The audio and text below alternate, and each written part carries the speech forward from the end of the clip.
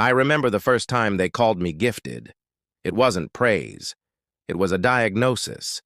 They came for me on the morning of my 6th birthday. Imperial agents in red hoods, faces hidden, carrying instruments that hummed until my ears bled. My mother would not look at me as they clasped cold iron around my wrists. Her eyes stayed fixed on the floor as if what stood before her wasn't her son, but something unclean, something that had only pretended to be human all along. I was not the only one. 12 of us were taken from our hab block that day, all marked by what the Imperium calls the witch sign: cursed, dangerous, useful. We were marched through streets thick with incense and hymns. The crowds parted like water before a blade. No one dared look directly at us, but I felt their hatred, their fear, their relief that it wasn't their child being led away. They herded us aboard a black ship whose hull bore symbols that hurt to look at. The air smelled of antiseptic and burning hair. "You belong to the Emperor now," said the woman who processed us, her voice flat and cold as the void between stars. "Your name is no longer yours. You are MX-379, Delta-level potential, strong enough to be useful, not strong enough to warrant immediate execution." Her augmented eyes whirred as she studied me. I didn't understand then. I would learn. The journey was endless, a nightmare of darkness and whispers. The null iron chains grew heavier with each day, biting until my wrists bled. Without them, the voices came. Voices in languages no human mouth could form. Voices that promised power, freedom, pleasures beyond mortal comprehension. Voices that lied. By the time we reached the Scholastia Psycana on Terra, I had already forgotten the sun. The sanctioned Psyker who greeted us had no eyes, only smooth skin where they should have been, but I felt him seeing us, weighing our souls, judging which would break first. "Most of you will not survive the first year," he said without preamble. "Those who do will wish you hadn't. Your suffering serves the Emperor. Your pain shields humanity. Your sacrifice will be forgotten, but without it, mankind would burn." At the time, it sounded like a poor bargain. 15 years later, I know it's the only one. The Scholastia Psycana was not a school. It was a prison, a laboratory, a slaughterhouse, a temple. Corridors of black stone swallowed light and sound. Chambers echoed with screams and prayers, often indistinguishable from one another. Wards etched into every surface burned the skin of those cursed enough to see them.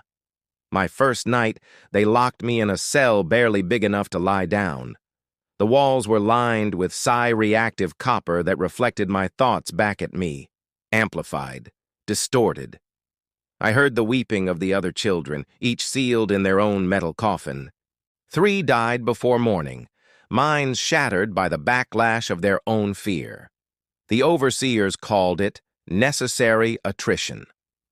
We began each day with the prayer of containment. 300 verses recited on our knees, foreheads pressed to cold stone. I am the vessel, not the content. I am the channel, not the power. I am the servant, never the master. Over and over until the words lost meaning, reduced to vibrations in our bones.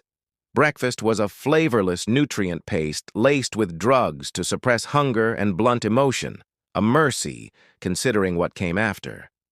Mornings were for control exercises. We sat in circles, null iron collars chaining us to the floor. Instructors placed objects before us: a feather, a cup of water, a candle. "Move the feather," they commanded, "but do not burn it, do not freeze it, do not alter its nature." It sounded simple. It wasn't. I remember the first time they called me gifted. It wasn't praise. It was a diagnosis. They came for me on the morning of my 6th birthday. Imperial agents in red hoods, faces hidden, carrying instruments that hummed until my ears bled. My mother would not look at me as they clasped cold iron around my wrists. Her eyes stayed fixed on the floor as if what stood before her wasn't her son, but something unclean, something that had only pretended to be human all along. I was not the only one. 12 of us were taken from our hab block that day, all marked by what the Imperium calls the witch sign: Cursed, dangerous, useful. We were marched through streets thick with incense and hymns. The crowds parted like water before a blade. No one dared look directly at us, but I felt their hatred, their fear, their relief that it wasn't their child being led away. They herded us aboard a black ship whose hull bore symbols that hurt to look at. The air smelled of antiseptic and burning hair. "You belong to the Emperor now," said the woman who processed us, her voice flat and cold as the void between stars. "Your name is no longer yours. You are MX-379, Delta-level potential, strong enough to be useful, not strong enough to warrant immediate execution." Her augmented eyes whirred as she studied me. I didn't understand then. I would learn. The journey was endless, a nightmare of darkness and whispers. The null iron chains grew heavier with each day, biting until my wrists bled. Without them, the voices came. Voices in languages no human mouth could form.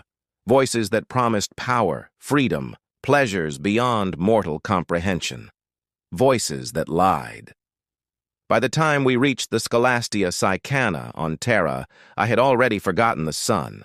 The sanctioned Psyker who greeted us had no eyes, only smooth skin where they should have been. But I felt him seeing us, weighing our souls, judging which would break first. "Most of you will not survive the first year," he said without preamble. "Those who do will wish you hadn't. Your suffering serves the Emperor. Your pain shields humanity. Your sacrifice will be forgotten, but without it mankind would burn." At the time, it sounded like a poor bargain. 15 years later, I know it's the only one. The Scholastia Psycana was not a school. It was a prison, a laboratory, a slaughterhouse, a temple. Corridors of black stone swallowed light and sound. Chambers echoed with screams and prayers, often indistinguishable from one another. Wards etched into every surface burned the skin of those cursed enough to see them. My first night, they locked me in a cell barely big enough to lie down. The walls were lined with psi-reactive copper that reflected my thoughts back at me, amplified, distorted. I heard the weeping of the other children, each sealed in their own metal coffin. 3 died before morning, minds shattered by the backlash of their own fear. The overseers called it necessary attrition. We began each day with the prayer of containment. 300 verses recited on our knees, foreheads pressed to cold stone. I am the vessel, not the content.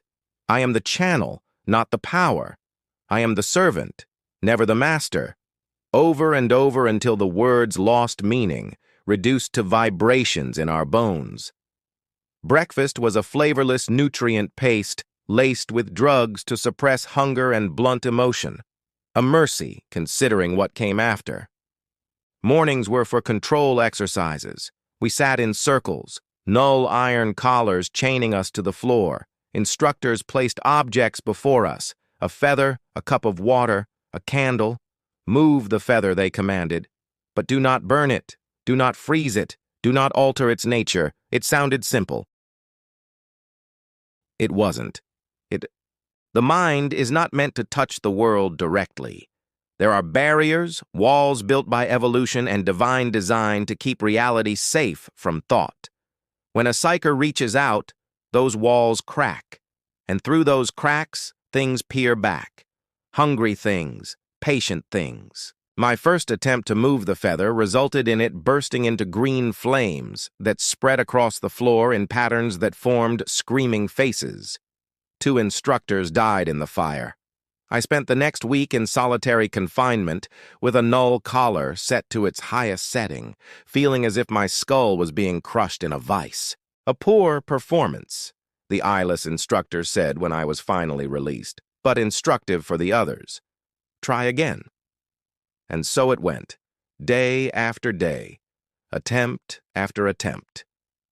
Each failure punished with increasing severity. Each success was rewarded with nothing more than a harder task the next day. By the end of the first year, only 4 of us remained from the original 12. I had learned to move the feather. I had learned to light the candle. I had learned to freeze the water without shattering the cup. I had also learned what happens when control slips. Ak was the first of us to manifest telepathic abilities. He could touch the surface thoughts of others, a valuable skill that marked him for special training.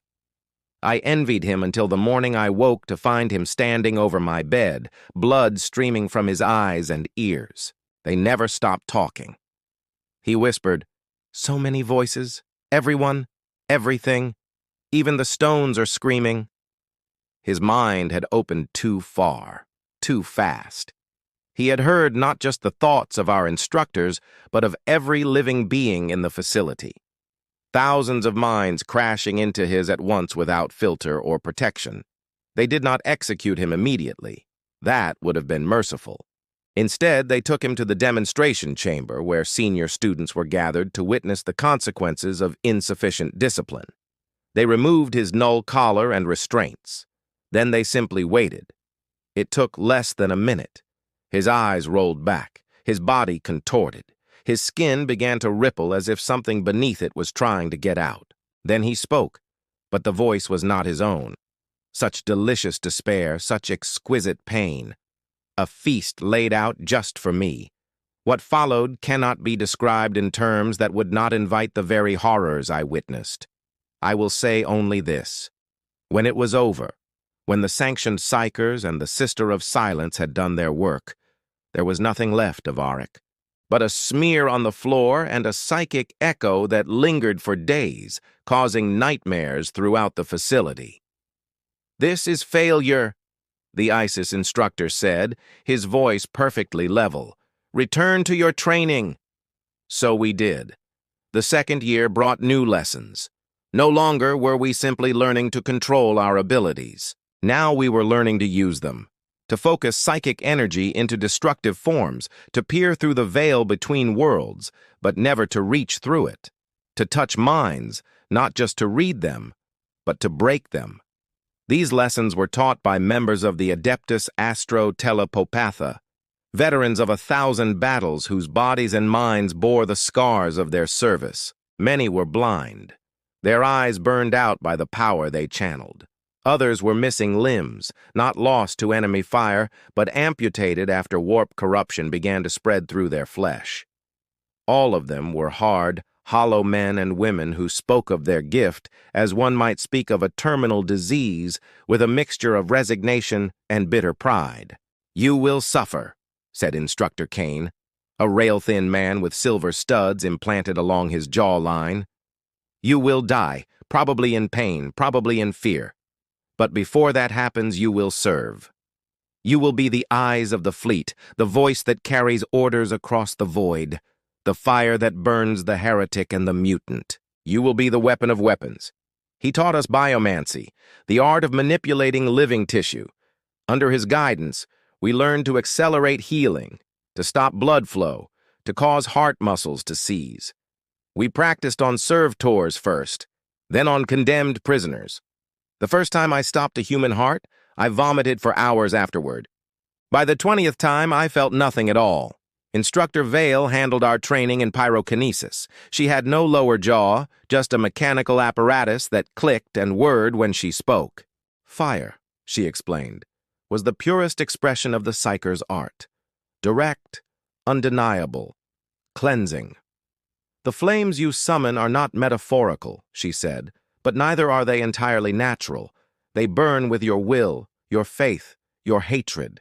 They are an extension of your soul.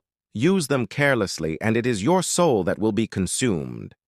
We learned to create fire from nothing, to shape it, direct it, control its hunger. We practiced in chambers lined with fireproof ceramite, wearing flame-retardant robes that still left us covered in burns at the end of each session. But the most difficult lessons, the ones that claimed the most lives, were those in divination and telepathy. To open one's mind to the future or to other minds is to create a conduit through which malevolence can flow both ways. Instructor Heimlin, a blind woman with a face so scarred it barely seemed human, taught us to shield our thoughts, to create mental barriers that would keep our minds our own. "The voices will never stop," she told us. "Not until you die. They will whisper to you in your dreams. They will scream at you in moments of weakness. They will offer you everything you have ever wanted: power, knowledge, freedom from pain. They will sound reasonable. They will sound kind. She leaned forward, her ruined face inches from mine. They are always lying forever. There is no bargain you can make with the warp that will not destroy you and everything you touch. Remember that when the voices speak sweetest. I did remember. I do remember. Even now, as I write these words with shaking hands, I can hear them. Patient, persistent, promising relief from the crushing weight of existence. I do not listen. I recite the Latines. I tighten my null collar until my vision dims. I carve the wards of aversion into my palms with the edge of my stylus, letting the pain ground me in reality. It is never enough, but it must be. The third year brought specialization. Those who showed particular aptitude for certain disciplines were separated for focus training. I was assigned to the augurs, those whose gift allowed them to pierce the veil of time and space, to see what was hidden, to know what was coming. It should have been an honor. It felt like a death sentence. Divination is perhaps the most dangerous of the sanctioned Psyker arts. To see truly, one must open the mind's eye completely, and what that eye sees cannot be unseen. The currents of fate, the tangled threads of possibility, the lurking horrors that wait in potential futures. All of it floods into the unprotected mind, carving channels that never fully heal. Our instructor was a woman named Sybil, ancient beyond reckoning, her body so withered that she was carried into our training chamber on a palanquin operated by servitors. Her skin was translucent, blue veins visible beneath like rivers on a map. Her eyes were white orbs that never blinked. "You think you know fear," she said, her voice surprisingly strong. "You have not yet begun to understand it. To see the future is to see the end of all things. To know with certainty that all endeavor is ultimately futile, that entropy claims everything, that the stars themselves will one day go out."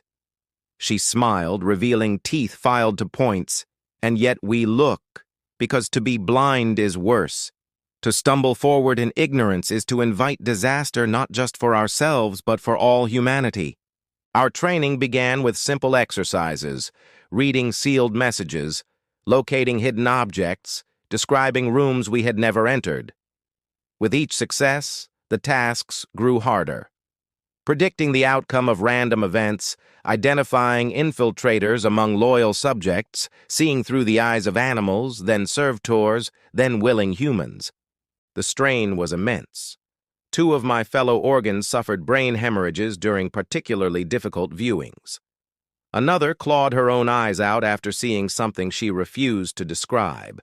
4 more were executed after showing signs of warp taint, their bodies burned and their ashes scattered in the void. I survived by being cautious, by never opening my mind's eye too wide, by looking at reflections rather than directly at the things I sought to see. It made me less effective than some of the others, but it also kept me sane. Mostly, there were still nightmares, visions that came unbidden in the dark hours. I saw hive cities burning under skies, torn open to reveal churning madness. I saw fleets of living ships devouring worlds. I saw humanity's extinction played out in 1,000 variations, each more horrific than the last. These are not necessarily prophecies, Sybil told me when I finally confessed these visions. They are possibilities, fragments of potential futures, or perhaps simply manifestations of your own fears given form by your gift. She did not sound convinced of her own words. "Record them," she instructed. "All of them in detail. They will be analyzed for patterns, for insights that might be hidden even from you." I did as she commanded, filling data slates with descriptions of horrors that left me sleepless for days afterward. Slates were taken away by grim-faced adepts who never spoke to me, never met my eyes. I do not know what became of those records. Perhaps they were filed away in some vast Imperial archive. Perhaps they were compared to the nightmares of 1,000 other Psykers seeking concordance that might indicate true prophecy. Or perhaps they were simply destroyed, deemed too disturbing or too hopeless to be of use. What I do know is that after 6 months of this, I was deemed ready for the next phase of my training combat application. The transition was abrupt. One morning, I was in the divination chambers, peering through time and space. The next, I was standing in a massive hangar aboard a warship, surrounded by men and women in the uniform of the Imperial Guard, all of them keeping a careful distance from me and the other Psykers who had been assembled. Our new instructor was not a Psyker, but a commissar, a political officer whose duty was to maintain morale and discipline by bullet if necessary. His name was Tannhauser, and he regarded us with the same expression one might give to a weapon of dubious reliability. "You are no longer students," he said, pacing before us with his hands clasped behind his back. "You are assets, Imperial resources to be deployed where needed. Your training will now focus on battlefield application of your abilities, coordination with military units, and survival in combat conditions." He stopped, his cold eyes scanning our faces. "Some of you may be thinking that completion of your training means greater freedom. This is not the case. You will be watched more closely than ever. The battlefield is chaotic, stressful, unpredictable, all conditions that increase the risk of warp contamination. The first sign of corruption will result in immediate execution for your own good and for the safety of those around you." He drew his bolt pistol and held it up for us to see. "I personally will be carrying sanctified ammunition at all times. Round for each of you. Consider it my sacred duty and my solemn promise." The message was clear. We were not soldiers. We were not even people. We were weapons to be aimed and fired and discarded when spent. Combat training was unlike anything that had come before. The focus was not on refining our abilities, but on teaching us to use them under pressure, in coordination with conventional forces and within strict operational parameters. We ran drills in simulated urban environments, using our powers to flush out hidden enemies for guard units to engage. We practiced battlefield divination, seeking to predict enemy movements and ambush points. We learned to create psychic barriers to protect advancing troops, to disrupt enemy communications, to SEO confusion and terror in opposing forces. And we learned to kill, not the clinical controlled termination of prisoners that had been part of our earlier training. This was mass slaughter, unleashing psychic energies capable of liquefying dozens of enemies at once, of igniting the air in their lungs, of causing blood vessels to explode throughout their bodies. The targets were servitors at first, then captured heretics and mutants deemed too dangerous or too corrupted for redemption. They died screaming, their bodies twisted by the psychic forces we channeled.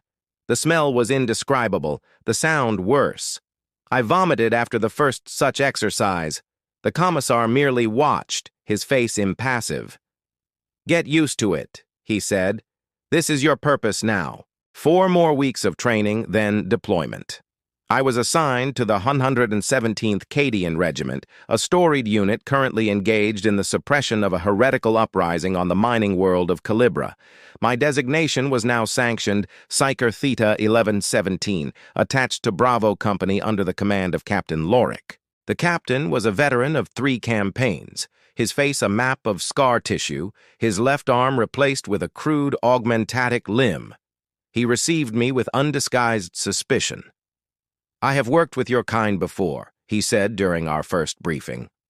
"I know your capabilities and your limitations. You will follow my orders exactly. You will not use your abilities without explicit authorization. You will remain under guard at all times." He leaned forward, his augment hand scratching at the surface of his desk. "The men already think this assignment is cursed. A warp storm delayed our arrival. Supply lines have been compromised. Enemy resistance is stronger than intelligence suggested. Morale is low. Having a witch in their midst will not improve matters. Keep your head down. Do your job and try not to get anyone killed, including yourself." My quarters were a converted storage compartment, barely large enough for a cot and a small shrine to the Emperor. 2 guards were posted outside at all times, as much to protect me from the superstitious hatred of the regiment as to protect them from any potential psychic mishap. I spent the first 3 days in isolation, studying tactical data and intelligence reports, trying to form a mental map of the conflict zone. The uprising on Calibra had begun 6 months earlier, following the discovery of ancient artifacts in one of the deeper mining shafts. What had started as isolated incidents of madness and violence had escalated into full-scale rebellion, with nearly half the planet's population now in open revolt against Imperial authority. The reports were clinical in their description of atrocities committed by the rebels, ritual sacrifices, flesh-crafting, mass orgies of violence that left entire HAB blocks decorated with endrails. But between the lines I could read the fear. This was not a mere political uprising. This was something far worse: chaos worship. On the 4th day, I was summoned to the command center for my first assignment. Captain Lorik stood before a holithic display of a mining complex designated Epsilon 9, surrounded by his senior officers. None of them would meet my eyes as I entered. "Psyker," Lorik said without preamble, "we are planning an assault on this facility. It has been identified as a center of rebel activity, possibly their command node for this region. Before we commit forces, I want to know what we are walking into." I understood what he was asking. Battlefield divination, a psychic reconnaissance that would reveal enemy numbers, positions, and possibly intentions. "I will need a focus object," I said, "something connected to the target location or the individuals within it." Lorik nodded to one of his aides, who brought forward a metal box. Inside was a chunk of ore, unremarkable except for the faint symbols etched into its surface. This was recovered from a rebel courier captured 3 days ago. Lorik explained, "It came from the Epsilon 9 complex. I took the ore, careful not to touch the symbols directly. Even through my gloves, I could feel a subtle wrongness emanating from the stone. It was not overtly warp-tainted, not yet, but it had been in proximity to things that were.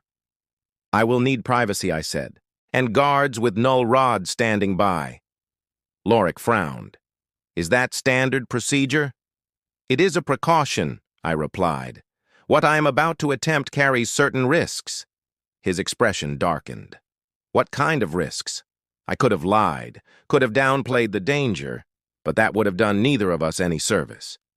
"In opening my mind to see this place, I created a channel," I explained. "Information flows from there to here, but channels can be traversed in both directions. If there are warp entities present or individuals with psychic abilities of their own, they may become aware of my presence. They may attempt to follow the connection back to its source." Lorik stared at me for a long moment. Then he turned to his officers. "Clear the room except for essential personnel. Post 2 guards with null rods at each entrance, and someone will find me a Sister of Silence if there is one within 100 kilometers of this position." The preparations took an hour. When they were complete, I sat alone in the center of the command center, surrounded by wards hastily painted on the floor in blessed oils. The ore sample was placed on a small table before me. 4 guards with null rods stood at the cardinal points of the room, their faces grim beneath their helmets. Captain Lorik and a single Vox operator remained, standing well back from the circle. I removed my null collar, feeling the immediate rush as my psychic sense expanded outward. The constant voices at the edges of perception grew louder, more insistent. But I focused on my training, building the mental barriers that would keep them at bay. Then I placed my hands on the ore sample and opened my mind's eye. The connection formed immediately, stronger than I had anticipated. I was no longer in the command center. I was rushing through darkness, pulled along a tunnel of shifting energies toward a destination that grew clearer with each passing moment. Epsilon 9 appeared before me, but not as it would appear to normal eyes. I saw it as a nexus of energies, a tangled knot in the fabric of reality, where warp and materium bled into one another. The mining complex was a wound in the world, and through that wound, things were emerging. I focused, trying to see details that would be tactically useful, numbers, positions, weapons. What I saw froze my soul. The complex was indeed occupied by rebel forces, hundreds of them. But they were no longer entirely human. Their bodies were changing, flesh melding with metal, extra limbs sprouting from torsos, faces stretching and reshaping into bestial parodies of their former selves. They moved with a horrible synchronicity, like puppets controlled by a single puppeteer. At the center of the complex, in what had once been the main extraction chamber, they had erected a structure that defied comprehension. It was a tower, a spire, a monument built from the fused bodies of still-living victims. It pulsed with a sickly light that hurt to look upon, and at its apex, something was taking shape, something vast, something hungry. I tried to pull back to break the connection, but it was too late. I had noticed. A presence turned its attention toward me, vast and ancient and utterly malevolent. It reached through the connection I had established, not physically, but psychically, extending tendrils of pure malice that sought to entangle my mind, to drag it back through the link to the Tower of Flesh. I fought, throwing up every mental barrier I had been taught, reciting the litines of protection on both the psychic and physical planes. I could hear myself screaming in the command center, could distantly feel hands holding me down as my body convulsed. The presence laughed, a sound that existed only in my mind, but that nonetheless seemed to shake the foundations of reality. It spoke, not in words, but in concepts that burned themselves into my consciousness. See, you know, you have, you will have you. I felt my defenses crumbling, felt my sense of self beginning to dissolve under the assault. This was how it happened. I realized this was how possession began. Not with dramatic confrontation, but with slow, inexorable erosion of the boundaries between self and other until there was no clear line where the Psyker ended and the entity began. In desperation, I reached for the null rods I knew were nearby in the physical world. I could not see them with my mind's eye, could not touch them directly, but I knew where they were. I gathered every ounce of my remaining will and shoved my consciousness toward them, toward the blessed emptiness they created in the warp. The contact was like a power blade through the brain. All psychic sense vanished instantly. The connection severed. I was slammed back into my physical body with such force that I bit through my tongue, filling my mouth with blood. I came back to awareness slowly, finding myself on the floor of the command center, restrained by two of the guards while a medic administered some kind of injection. Captain Lorik stood over me, his bolt pistol drawn and aimed at my head. "Status report," he demanded. "Are you in control, Psyker?" I tried to speak, but my mouth was filled with blood. I spat it onto the floor and nodded weakly. "Confirm verbally," he insisted, the pistol never wavering. "I am in control," I managed to say, the words slurred by my injured tongue. "The connection is broken. I am myself." He did not lower the pistol immediately. His eyes studied my face, looking for any sign of the telltale indicators of possession. The medic ran an auspex over my body, checking for the physiological markers of warp contamination. Readings are within acceptable parameters.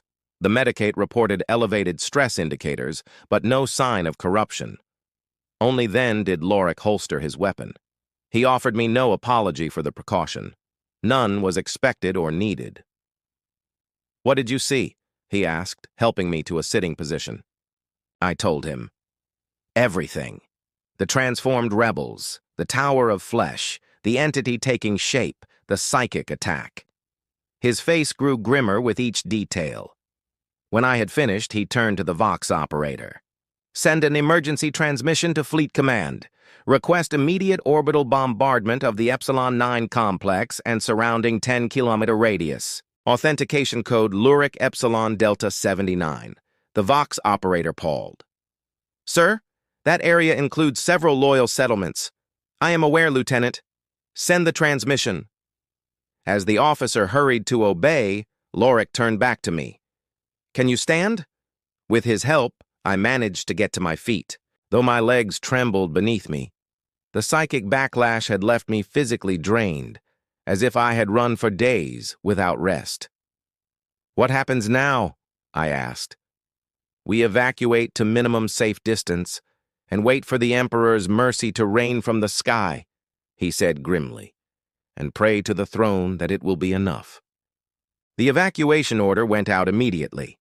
All Imperial forces within 20 km of Epsilon 9 were to withdraw along designated routes, creating a cordon sanitaire around the contaminated zone. Civilian evacuations were conducted where possible, but given the limited time and transport resources, priority was given to those deemed most valuable to the war effort. I spent the evacuation in a state of semi-consciousness, alternating between periods of lucidity and episodes of what the medic called psychic aftershock. During these episodes, I would lose awareness of my surroundings, trapped instead in fragments of the vision I had experienced. More than once, I woke to find myself restrained, having apparently tried to claw out my own eyes during one of these fugue states. The bombardment began 18 hours after my divination. From our position at the forward command post, now relocated to a ridge 30 km from the target zone, we could see the distant flashes as lance strikes hit the surface. The ground shook beneath our feet. The sky turned red with dust and fire. It continued for 3 hours. When it was done, where Epsilon 9 had stood was now a crater of molten rock 12 kilometers across. "Nothing could have survived that," one of the junior officers said, lowering his magnolars. "The Emperor protects." But I knew better. I could still feel it diminished, but not destroyed. The entity in the tower. It had gone dormant, buried deep beneath the planetary crust, but it was still there, waiting, growing. I said nothing. What would have been the point? The Imperium had deployed its most readily available solution, short of ordering exterminatas for the entire planet.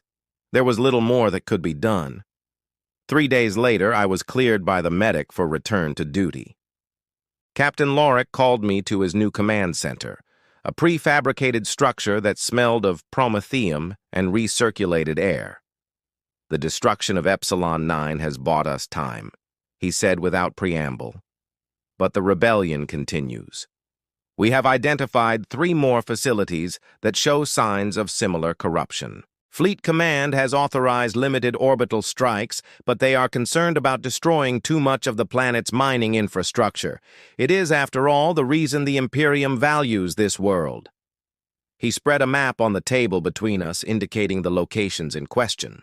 "We will be conducting ground assaults on these positions, preceded by heavy bombardment from our artillery units. Your role will be to provide tactical divination during the approach and to use your offensive capabilities once we are engaged." I stared at him in disbelief. "With respect, Captain, did you not see what happened during my last attempt at divination? The risk of corruption is extreme." Lorick's face hardened. "The risk is noted and deemed acceptable given the strategic importance of these targets. You will be provided with additional safeguards. A Sister of Silence has been assigned to our unit specifically to monitor your activities." As if on cue, the door to the command center opened, admitting a tall woman in the distinctive armor of the Silent Sisterhood. Her head was shaved, her features severe. Around her neck hung the symbol of her order, a representation of a broken infinity loop. The sister did not speak. She could not. All Sisters of Silence were nulls, individuals born without a presence in the warp, their very existence a void that disrupted psychic energies. More than that, they underwent a ritual removal of their tongues upon induction into the order, a sacrifice that symbolized their rejection of all corruption. Standing near her was physically painful for me, my psychic sense recoiling from the emptiness she projected. It was like standing next to a hole in reality. "Sister Agatha will accompany you at all times during operations. Lorick said she has the authority to terminate you immediately if she detects any sign of warp contamination. Consider her presence both your protection and your executioner." I bowed my head in acknowledgement. knowing there was no point in further protest. I was a tool of the Imperium to be used until I broke. The first assault begins at dawn tomorrow, Lorik continued. Get whatever rest you can. You will need your strength. Dawn on Calibra was a muted affair, the sun barely visible through the perpetual haze of industrial pollution and dust thrown up by the ongoing conflict. I stood with Bravo Company at the designated assembly point, a rocky outcropping that provided some cover from enemy observation. Sister Agatha stood precisely 3 miles behind me, close enough to reach me quickly if necessary, far enough that her null aura did not completely incapacitate my psychic abilities. The target was a processing facility designated Gamma 12, located in a valley 2 kilometers ahead. Intelligence suggested it had been converted into a stronghold by rebel forces with reinforced positions and heavy weapons imp placements protecting its approaches. Captain Lorik gave the order and our artillery opened up, sending shells arcing toward the facility. The impacts shook the ground, sending clouds of debris skyward. After 5 minutes of sustained fire, he signaled for the barrage to cease. Initial assessment, he demanded, turning to me. This would be a limited divination, a quick look, rather than the deep probe I had attempted at Epsilon 9. Less informative, but also less dangerous. I closed my eyes, reaching out with my mind, skimming the surface of reality around the target. What I sensed was confusion, pain, anger, but nothing overtly warp-tainted. The defenders were still human, or at least had not yet transformed beyond recognition. Their numbers were reduced by the barrage, but still substantial. They were regrouping, moving to secondary positions, preparing for the ground assault they knew would follow. Approximately 200 defenders, I reported, mostly concentrated in the western and northern sections of the facility, heavy weapons positioned at these coordinates. I indicated points on Lorik's tactical display. No sign of warp entities or major corruption, but there is something at the center of the complex that I cannot see clearly. A blind spot? Lorik frowned. Deliberate concealment. Possible, I admitted, or simply the limitations of a surface reading. To see more, I would need to probe deeper. He considered this, then shook his head. Not worth the risk at this stage. We proceed with the assault as planned. You will accompany the third wave under the protection of Squad Epsilon. You are authorized to use offensive psychic abilities as necessary to support our advance, but only on my direct order. The assault began with a second shorter artillery barrage, followed by the advance of our first wave, 50 guardsmen moving forward in standard dispersed formation. They made it halfway to the facility before the rebel forces opened fire. Last beams and solid projectiles cut through the morning haze, dropping a dozen men in the first volley. The remaining guardsmen took what cover they could find, returning fire while the second wave moved up to support them. Slowly, methodically, they began to advance again, pushing through withering fire toward the outer perimeter of the facility. I watched from my position with the third wave, feeling the fear and determination of our forces, the rage and desperation of the defenders. My handler, a grim-faced sergeant named Thule, kept his lasgun trained in my general direction at all times, ready to execute me at the first sign of corruption or disobedience. Captain Lorik orders you forward. A Vox operator informed us after 15 minutes of bloody exchange. Third wave is to advance and provide support at the eastern entrance. Sergeant Toll nodded curtly. You heard the man. Move out. Which? Stay in the middle of the formation. Sister, watch him closely. We advanced down the slope toward the facility, moving from cover to cover as last fire stitched the ground around us. 3 men died in the first minute, their bodies falling beside me, faces frozen in expressions of surprise or fear. I had seen death before, had caused it during my training, but never like this, never in such chaotic abundance. The air was thick with the smell of blood and cooked flesh and fierce sweat. The noise was overwhelming, a constant din of weapons, fire, explosions, screams, and shouted orders. We reached the eastern entrance, a massive cargo door now half destroyed by artillery fire. The first and second waves had secured a perimeter around it, but were pinned down by heavy fire from defensive positions inside. Psyker called Captain Loris, who had moved up with the second wave. "This is where you earn your rations. Clear that entrance." I understood what he was asking.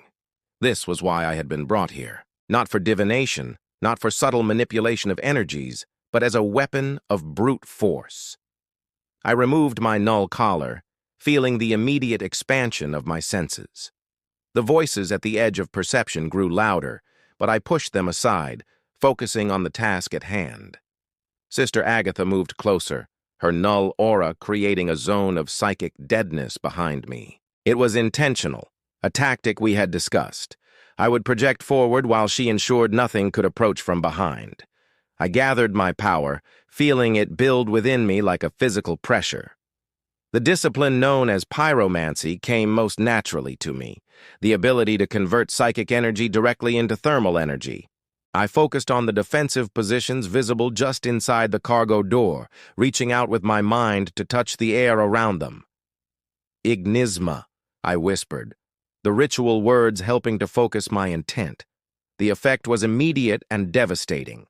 The air around the rebel gun emplacements superheated instantly, expanding into a fireball that engulfed everything within a 10-me radius. Screams cut short as flesh vaporized. Metal glowed red, then white, then ran like water. When the flames cleared, there was nothing left but charred ruins and smoldering remains. The Imperial guardsmen stared at me with a mixture of awe and revulsion. Even Captain Lorik seemed momentarily taken back by the display of destructive power. "Advance," he ordered after a moment of silence. "Secure the interior." We pushed forward into the facility, encountering sporadic resistance that was quickly eliminated by combined last fire or when positions were particularly well defended by my psychic abilities. Each use of power left me more drained, more vulnerable to the whispers that grew steadily more insistent. As we approached the center of the complex, my unease grew. The blind spot I had detected earlier was becoming more pronounced, a void in my psychic perceptions that seemed to absorb light and sound. "Captain," I warned, "there is something ahead, something shielded from psychic detection." Lorik signaled for the advance to halt. He deployed his forces in defensive positions around the large central chamber that was our final objective. "Can you determine its nature?" he asked. I shook my head, not without direct line of sight. Whatever it is actively concealing itself from psychic detection. That suggests either technology specifically designed for that purpose or a presence with its own significant psychic capabilities. Lorik considered this information. "We proceed with caution. Breaching teams, prepare to enter on my mark." The breaching teams moved into position around the sealed doors of the central chamber. They placed melter charges at strategic points, ready to cut through the reinforced metal. "Detonate," Lorik ordered. The charges exploded with focused heat rather than concussive force, turning sections of the door molten orange. Armored guardsmen kicked through the weakened metal, rushing into the chamber beyond with weapons raised. They made it 3 steps before they began to die. I could not see what killed them. Neither, apparently, could they. They simply began to fall, their bodies contorting, blood pouring from their eyes and mouths as they screamed in frequencies that human throats should not be able to produce. "Fall back!" Lorik shouted. "All units, fall back and secure the perimeter!" As the surviving guardsmen retreated, I caught my first glimpse of the chamber beyond the doors. At its center stood a device that defied simple description. It appeared to be a pillar of black metal covered in symbols that hurt the eyes to look upon. Around it, arranged in concentric circles, were the bodies of what I assumed had been the facility's original workers, now fused to the floor and to each other in a grotesque display of fleshcraft. They were still alive, still conscious. Their eyes tracked our movements, pleading silently for release that would not come. Standing before the pillar was a single figure in the robes of a mining guild administrator. He appeared entirely human, entirely normal, except for his eyes, which reflected the light like burnished copper. "You should not have come here," he said, his voice carrying easily across the distance. "This place is not for you. Not yet." Captain Lorik raised his lust pistol and fired without hesitation. The beam struck the administrator directly in the chest, burning a hole through his robes and the flesh beneath. He did not fall, did not even flinch. He looked down at the wound, which was already closing, the flesh knitting together before our eyes. "Rude," he said mildly. I was merely making conversation. Then his gaze fell on me, standing behind the protective screen of guardsmen. His copper eyes widened slightly. "Ah," he said, "one of the Imperium's tame witches. How fascinating. Tell me, do they treat you well? Do they make you feel valued, or do they keep you chained and collared like the dangerous animal they believe you to be?" I did not respond. Could not respond. His voice seemed to bypass my ears entirely, resonating directly within my skull. With each word, I felt something scratching at the edges of my mind, seeking entrance. The administrator smiled as if he could sense my discomfort. "They fear you, you know." He continued as well. "They should. You are so much more than they are. So much more than they could ever be. You touch the warp directly, channel its energies through your fragile mortal form. You are a bridge between realms, a gateway, a potential god." His words found purchase in the darkest corners of my thoughts, in the resentment I had buried beneath layers of conditioning and prayer, the anger at being taken from my home, the pain of the endless training, the fear of what awaited me when my usefulness ended. I felt Sister Agatha move closer behind me, her null aura intensifying. The contact was painful, like ice against fevered skin, but it cleared my thoughts. I focused on the litines of protection, mentally reciting the familiar words. The administrator frowned, noticing the change in my demeanor. "Ah, I see. You have one of the soulless ones with you. How crude, but effective, I grant you." He turned his attention back to Captain Lorik. "You have two choices, Captain. Leave now, and I will allow your forces to withdraw without further bloodshed. Stay, and none of you will leave this place as you entered it. Some will not leave at all." Lorik's response was another shot from his last pistol, this time aimed at the administrator's head. The beam passed through him without effect, as if he were merely a holithic projection. I suspected as much, the administrator sighed. "Violence is ever the first resort of the Imperial mind." "Very well." He raised his hands, and the fused bodies surrounding the pillar began to move, tearing themselves free from the floor with wet, ripping sounds. They staggered upright, their forms twisted and misshapen, and began to advance toward the doorway where we stood. "Kill them," Lorik ordered. "Kill them all." The guardsmen opened fire, lust beams cutting through the advancing horrors. Body parts were severed, flesh vaporized, but still they came. For every one that fell, two more tore themselves free from the grisly display. "Psyker!" Lorik shouted over the den of weapons fire. "Destroy that pillar!"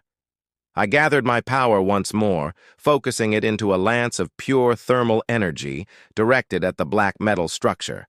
The air between us shimmered with heat as I released the psychic blast. It struck the pillar and dissipated harmlessly. The energy absorbed without visible effect. The administrator laughed. "Did you truly think it would be that simple?" he asked.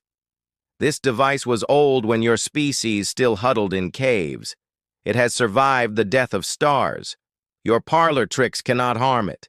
More of the fused bodies were freeing themselves, their numbers growing faster than our forces could put them down. They began to slip past our defensive line, engaging the guardsmen in close combat, where their twisted forms and unnatural strength gave them a terrible advantage. I switched tactics, directing my psychic energy not at the pillar, but at the approaching horrors. Flames engulfed them, reducing dozens to ash in seconds, but there were hundreds more, and my strength was fading with each exertion. "We need to withdraw," I shouted to Lorik, who was firing steadily into the advancing horde. "We cannot win this fight." For a moment I thought he would ignore me, would order us to hold position until the bitter end. Then he gave a curt nod. "Tactical withdrawal," he ordered over the Vox. "All units fall back to secondary positions, covering fire by squads." We began to pull back, maintaining discipline despite the horrors pressing in from all sides.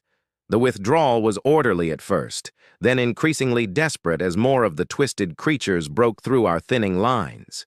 I continued to use my abilities to hold them back, creating walls of flame that bought precious seconds for our forces to retreat.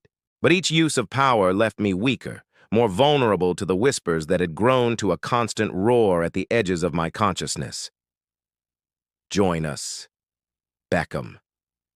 Liberation, power, freedom, and suffering. The voices were no longer content to remain at the periphery.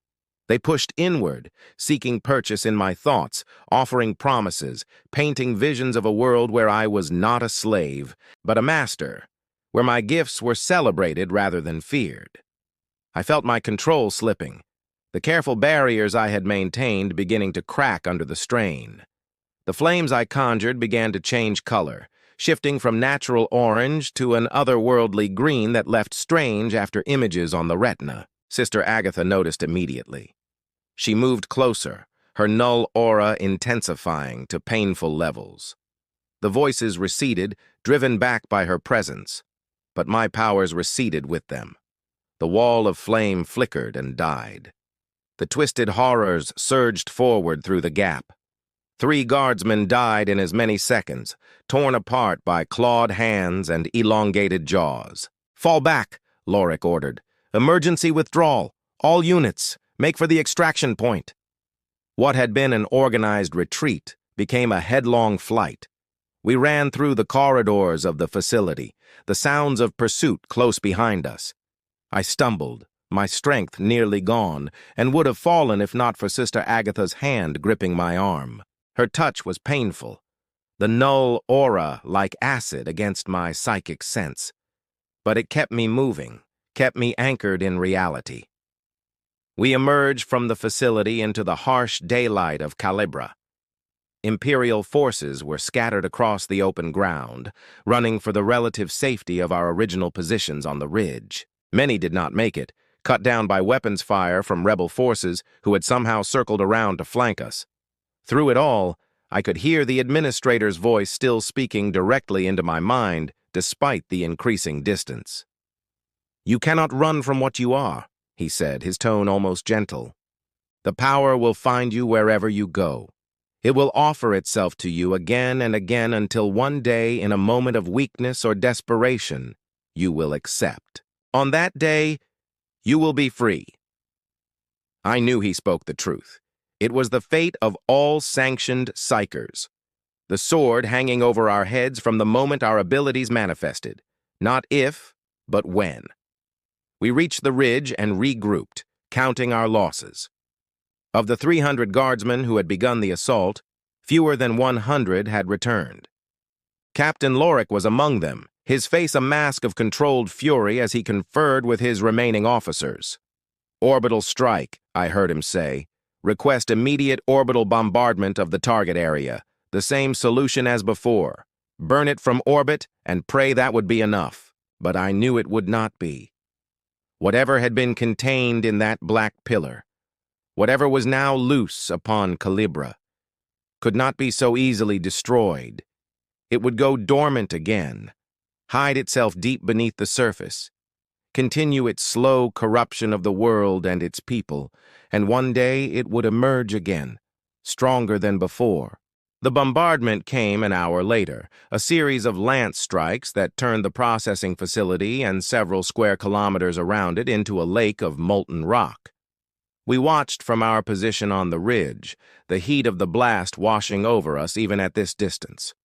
When it was done, Captain Lorik approached me where I sat, exhausted, under the watchful eyes of Sister Agatha.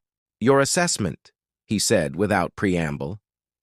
I considered lying, telling him what he wanted to hear, that the threat had been eliminated, that our sacrifice had meaning, that the Emperor's will had prevailed, but I could not.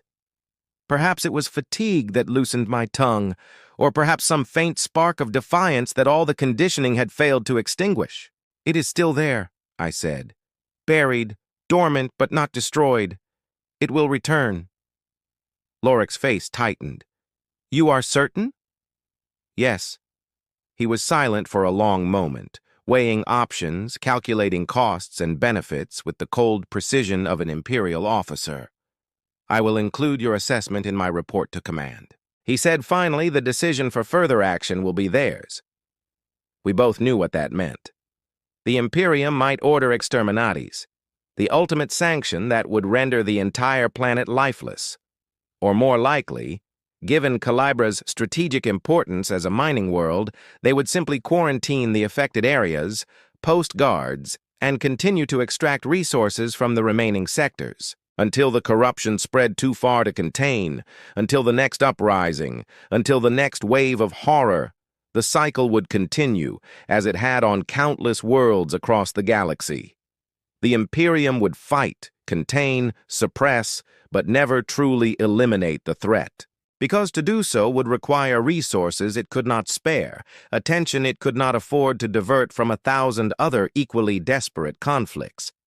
In the grim darkness of the far future, there was only war, endless, futile, necessary. 3 days later, I was reassigned. Captain Lorik received orders to detach me to a newly formed Imperial task force being assembled to deal with a separate uprising on the neighboring world of Hesperia Prime. The Sister of Silence would accompany me, my permanent shadow and executioner. "You performed adequately," Lorik told me as I prepared to board the shuttle that would take me to the orbiting troopship for a Psyker. It was as close to praise as I was likely to receive from an Imperial officer. "The men called you the Fire Witch," he added. "They say you saved many lives with your abilities." I did not know how to respond to this information. I had been trained to view myself as a weapon, a tool, never as a protector or savior. The concept was foreign, almost heretical. "I did as I was commanded," I said finally, "as I was created to do." Lorik nodded, accepting this answer. "We all serve in our assigned roles. The Emperor protects. The Emperor protects," I echoed automatically. As I boarded the shuttle, I wondered if I truly believed those words anymore. Did the Emperor protect? Or did he merely watch from his golden throne as countless billions suffered and died in his name, powerless to intervene, perhaps even indifferent to their fate? Such thoughts were dangerous, bordering on heresy. I pushed them aside, focusing instead on the immediate future. A new assignment, new battles, new horrors to face with my dwindling strength and increasingly fragile control. How long until I slipped? How long until the voices broke through my defenses? How long until Sister Agatha's blade separated my head from my shoulders, granting the final mercy of oblivion? I did not know. Could not know. All I could do was continue to serve, continue to fight, continue to resist the temptations that grew stronger with each passing day. The shuttle lifted off, carrying me away from Calibra and the buried horror that still whispered in my dreams. Ahead lay Hesperia Prime and whatever awaited me there. Behind me, Sister Agatha sat in silence, her null aura, a constant reminder of what I was and what I might become. Her hand never strayed far from her sword. I closed my eyes and recited the litany of control, trying to find comfort in its familiar words. I am the vessel, not the content. I am the channel, not the power. I am the servant, never the master. The voices laughed. My new assignment proved even more harrowing than the last. Hesperia Prime was an agricultural world. Its vast plains are covered in genetically modified crop strains designed to grow in its mineral-rich but oxygen-poor soil. The rebellion there had begun in the outlying farming communities, spreading inward toward the administrative centers with alarming speed. Unlike on Calibra, where the corruption had been concentrated in specific locations, on Hesperia it was diffuse, spread across thousands of square kilometers of farmland. The rebels moved in small groups, striking at Imperial outposts and supply lines before melting back into the endless fields of gray-green crops. I was attached to a mobile response force, a company of mechanized infantry tasked with pursuing and eliminating these elusive rebel bands. We traveled in a convoy of chimera transports, heavily armed but vulnerable to the guerrilla tactics employed by our enemies. My role was primarily defensive, using divination to detect ambushes before we rode into them, and telekinetic shields to protect our vehicles from the crude but effective explosives the rebels placed along our routes. Offensive actions were rare, reserved for those occasions when we actually managed to corner a significant rebel force. It was exhausting work. Constant vigilance drained my mental reserves, leaving me perpetually on the edge of collapse. The voices grew ever louder, the temptation to yield to their promises increasingly difficult to resist. Only Sister Agatha's presence kept me anchored, her null aura a painful but necessary tether to reality. Without her, I have no doubt I would have fallen within days. The commander of our force was Major Havelock, a veteran of the Katachchan regiments who had been seconded to Hesperia after distinguishing himself in the jungle wars of his home world. He was a practical man, lacking the rigid adherence to protocol that characterized so many Imperial officers. He treated me not as a weapon or a necessary evil, but as a specialized tool with specific applications and limitations. "You tell me when you need rest," which he said during our first briefing. "I need you functional, burn out, and you are useless to me, worse than useless, a liability." It was a small kindness, but in the Imperium of man, small kindnesses were often all one could hope for. We spent 3 weeks tracking a particularly effective rebel band through the northern agricultural districts. They had destroyed 2 Imperial supply convoys and assassinated a visiting Adeptus Administrum official before disappearing into the endless fields. Each day brought us closer. Divination revealing traces of their passage, direction of travel, estimated strength. But they were clever, changing course frequently, doubling back, splitting into smaller groups only to reunite days later at prearranged coordinates. And there was something else, something that troubled me more with each passing day. The rebels we pursued were changing, not physically, not yet, but psychically. When I touched their trail with my mind, I could sense a growing resonance, a unity of purpose that went beyond mere military discipline or ideological fervor. They were becoming a single entity, their individual minds linking into a collective consciousness that amplified their abilities and coordinated their actions within human precision. I reported this to Major Havelock, who received the information with characteristic pragmatism. "Can you use it against them?" he asked. "If they are linked, can you attack one to harm all?" I considered the question. Potentially, but it would require direct contact, either visual or physical, and it would be exceptionally dangerous for them or for you. "Both," I admitted. "Such a connection runs both ways. In attempting to attack their collective mind, I would expose myself to their influence." Havelock nodded, understanding the implications. "A last resort? Then we continue the pursuit as planned." On the 23rd day of the hunt, we finally cornered our quarry. They had taken refuge in an abandoned processing facility, a massive structure of rocket and plastile surrounded by silos and distribution yards. Our aspect scans indicated approximately 50 life forms within the main building, consistent with the estimated strength of the rebel band. "Standard assault protocol," Havelock ordered. "Suppressive fire from the Chimera's infantry advance under cover. Psyker, you will remain in reserve until I call for you. Sister, keep him safe." The assault began at dawn, our heavy weapons pounding the facility's exterior, creating breaches for our infantry to exploit. The rebels returned fire with stolen Imperial weapons and improvised explosives, cutting down the first wave of guardsmen as they approached the walls. I watched from my position in the command chimera, using my abilities to provide real-time information about enemy positions and movements. What I saw troubled me deeply. The rebels were not fighting as individuals, but as extensions of a single will. They did not communicate verbally or via vox. They simply knew where to be, when to fire, how to coordinate their actions for maximum effect. It was as if they were puppets controlled by a master puppeteer. And at the center of the facility, something was gathering power. A psychic presence that grew stronger with each passing minute, feeding on the fear and pain and death that surrounded it. "Major," I said urgently, "there is something else in there, something powerful.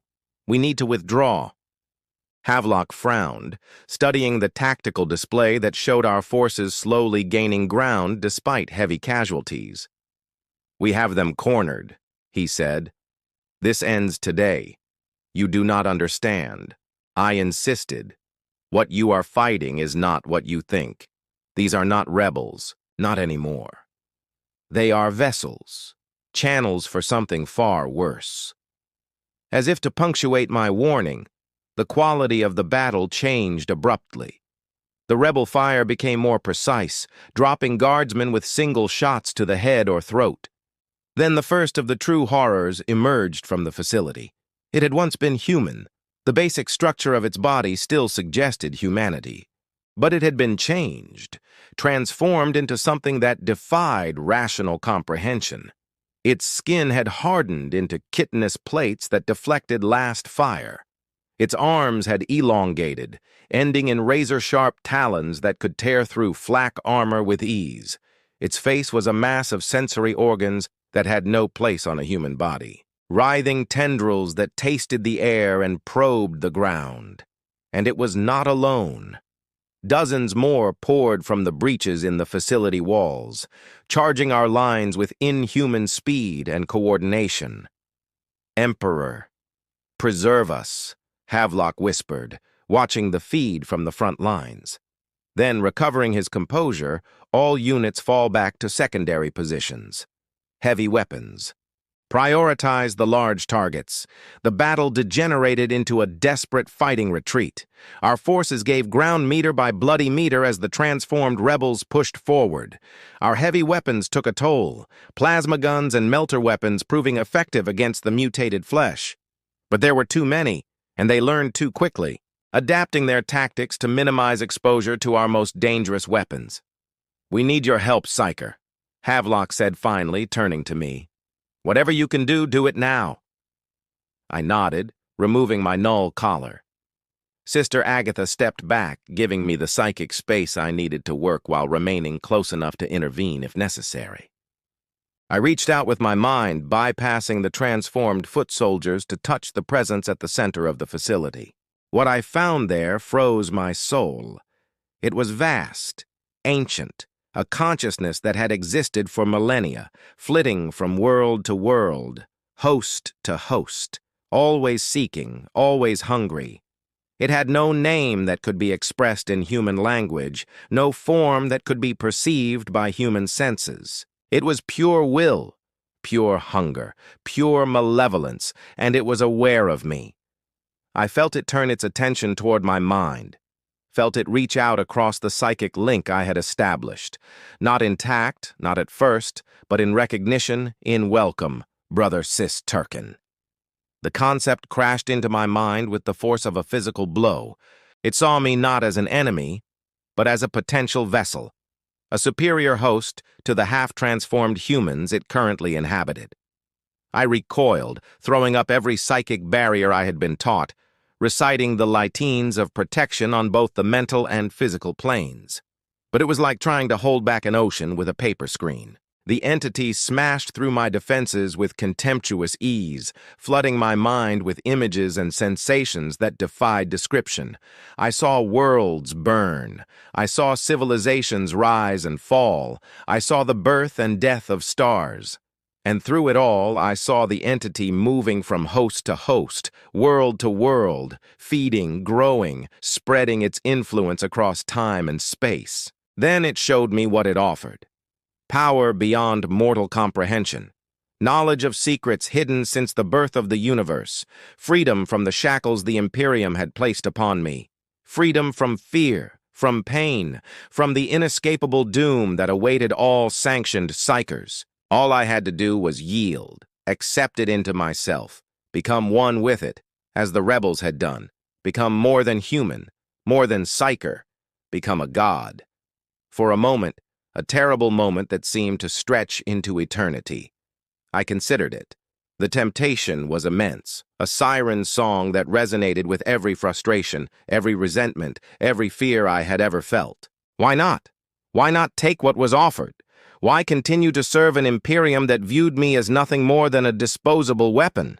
Why fight for a humanity that feared and hated me for the abilities I had never asked to possess? In that moment of weakness, that fraction of a second where my resolve faltered, the entity surged forward, pouring its essence through the psychic link into my mind, my soul, my very being. And then pain, absolute all-consuming pain as Sister Agatha's null aura enveloped me completely. She had seen my distress, had recognized the signs of imminent possession, and had closed the distance between us, pressing her null stone directly against my temple. The pain was indescribable. It was as if every nerve in my body had been set all light, every synapse firing simultaneously in a cascade of agony that transcended physical sensation. The psychic link shattered, the entity's essence recoiling from the null void that Sister Agatha projected. I collapsed, blood pouring from my eyes, ears, nose, and mouth. My body convulsed, muscles spasming beyond my control.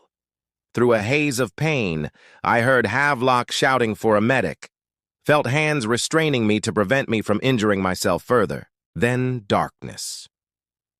I awoke in a field hospital. My body restrained, a null collar set to maximum dampening, locked around my throat. Sister Agatha stood at the foot of my bed, her expression unreadable as always, but her hand resting on the hilt of her sword.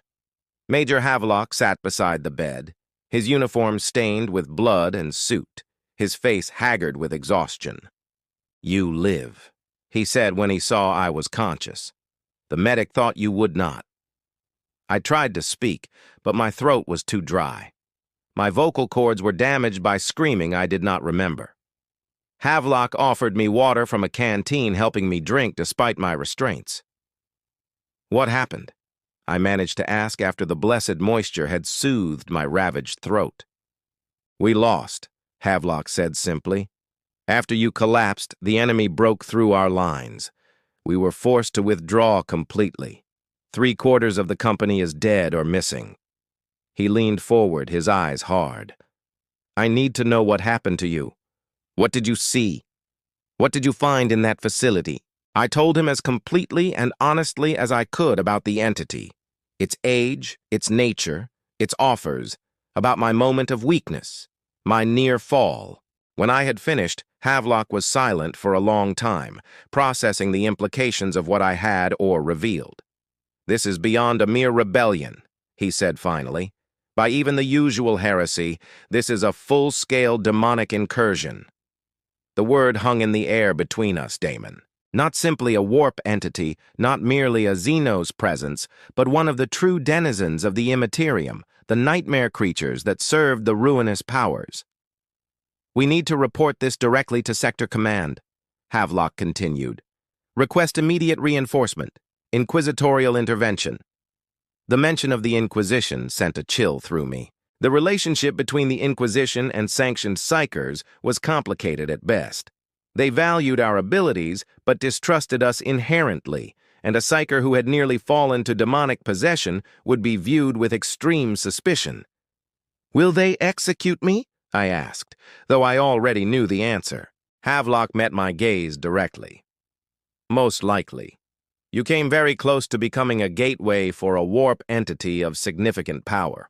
From the Inquisition's perspective, the risk of allowing you to live would outweigh any potential future utility." He hesitated, then added, "If I were you, I would not be present when the inquisitorial representatives arrive." I stared at him in shock. Was he suggesting what I thought he was? That would be desertion, I said carefully. Heresy, Havelock shrugged. It would be, and normally, I would be the first to execute a deserter. But these are not normal circumstances. You have served well. You resisted when many would have yielded, and I believe your abilities may yet be needed in the fight to come. He stood, avoiding Sister Agatha's gaze. I am due to make a full report to command in 1 hour. During that time, this area will be minimally staffed. The medic has been ordered to attend to more critical cases in the main ward. The restraints you wear are standard issue. The key code is 7734. With that, he turned and left, leaving me alone with Sister Agatha. I looked at her, trying to read some hint of her intentions in her impassive face. Would she allow this? Or would her duty compel her to prevent my escape to ensure I face the judgment of the Inquisition? For a long moment, she remained motionless. Then slowly, deliberately, she removed the null stone from around her neck and placed it on the bed beside me. Without it, her null aura was significantly reduced, enough that I could potentially use my abilities despite the collar. She met my eyes one last time, inclined her head in the slightest of nods, then turned and walked away, leaving me alone in the small medicate tent. I did not hesitate. Using the key code Havelock had provided, I released my restraints. The null collar was more problematic, requiring a different code that I did not possess. But with Sister Agatha's null stone now in my possession, I was able to use a small, focused burst of telekinetic energy to short out its locking mechanism. The collar fell away, and for the first time in months, my psychic sense expanded fully, unimpeded by either the collar or Sister Agatha's presence. The voices at the edge of perception swelled to a cacophony, but I forced them back, focusing on the immediate task of escape. I made my way out of the field hospital, using minor telepathic suggestions to divert the attention of the few staff members I encountered. Outside, the Imperial camp was in disarray, the remnants of several shattered companies attempting to reorganize after the disastrous engagement. I appropriated the uniform of a dead guardsman, using it to conceal my distinctive Psyker robes. With my head down and my mind carefully shielded to avoid psychic detection, I made my way to the perimeter and slipped past the sentries during a shift change. Once beyond the camp, I began the long journey away from the war zone, away from the Imperium that had used me and would now discard me, away from the daemon that had nearly claimed my soul. I had no destination in mind, no plan beyond immediate survival. I was a rogue Psyker now, a dangerous fugitive who would be shot on sight by any loyal Imperial citizen. My future, if I had one, would be spent in hiding, forever looking over my shoulder for the inquisitorial agents who would inevitably be dispatched to hunt me down. But I was free, for the first time since those red-hooded figures had taken me from my home. I was free to choose my own path, to make my own decisions, to live or die by my own will rather than the will of the Imperium. As dawn broke over the war-torn fields of Hesperia Prime, I wondered what my future held. Freedom, yes, but at what cost? The voices would remain, perhaps grow stronger without the discipline and wards of the Scholastia, and the daemon I had encountered would not forget me. Such entities had long memories and infinite patience. It might hunt me across the stars, drawn to the psychic beacon of my untethered mind. But those were concerns for tomorrow. Today I would simply walk, putting distance between myself and my past, hoping to find some remote corner of the Imperium where I might live quietly, anonymously, controlling my abilities through the techniques I had been taught without drawing attention to myself. I knew the odds were against me. Rogue Psykers rarely survived long. Either the Imperium found them, or the predators of the warp did, or their own powers eventually consumed them, turning them into the very abominations they had been warned against becoming. Perhaps that would be my fate as well. Perhaps freedom was simply an illusion, a different kind of cage with different bars.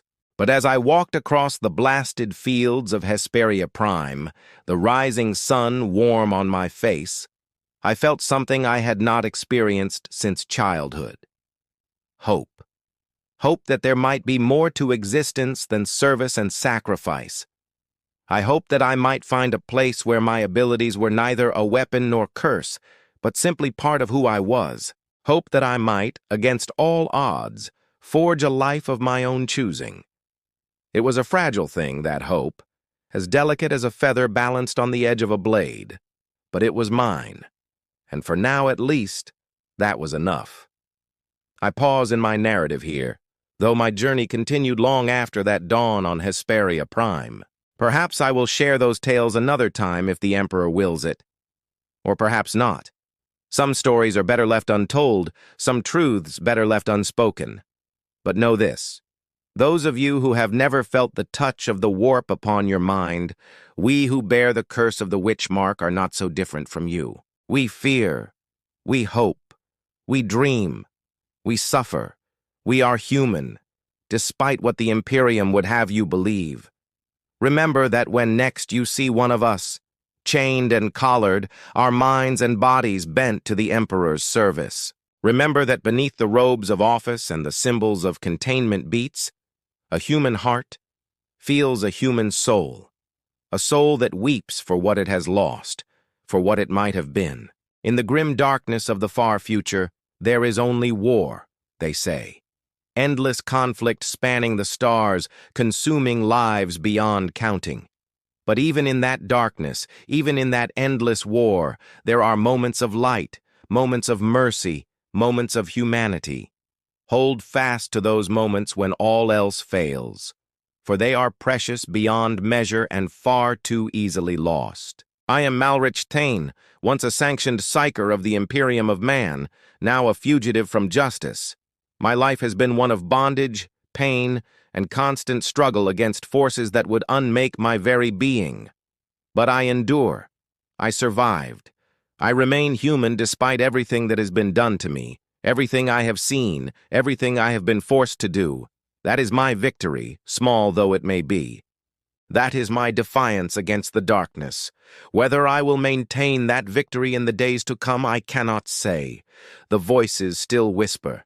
The temptations still arise, the demon still hunts, and the Imperium never forgets those who flee its service.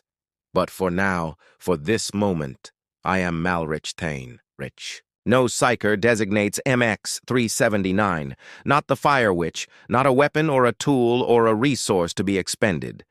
Just a man walking toward an uncertain future, carrying hope like a flickering candle in the endless night. The Emperor may protect, but we must save ourselves.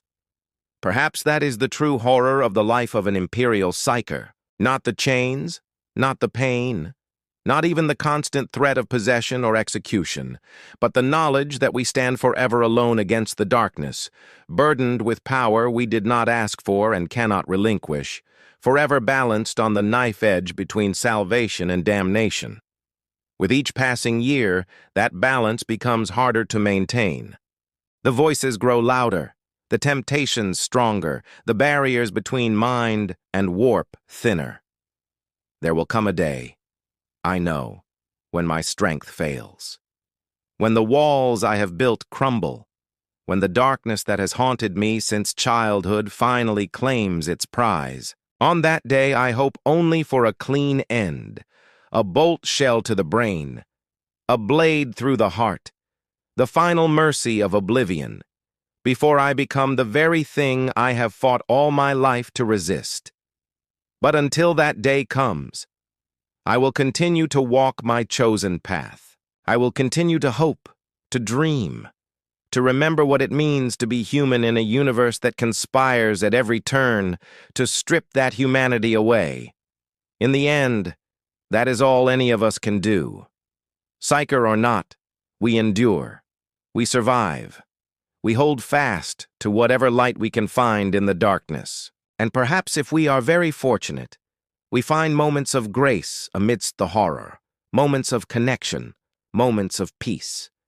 I have known few such moments in my life, but I treasure each one, A hoard of memories more precious than all the wealth of terror, the kindness of Major Havelock, the silent understanding of Sister Agatha, the quiet dawn on Imperia Prime, small mercies in a merciless universe. But enough to sustain me through the long night and ahead. Enough to remind me that even in the grim darkness of the far future where there is only war, there remains the possibility of something more, something better, something worth fighting for, worth dying for, something worth living for. I am Malrich Tain, rogue Psyker, enemy of the Imperium, hunted by demons and men alike. And I am still here, still human, still free. For now, that is victory enough.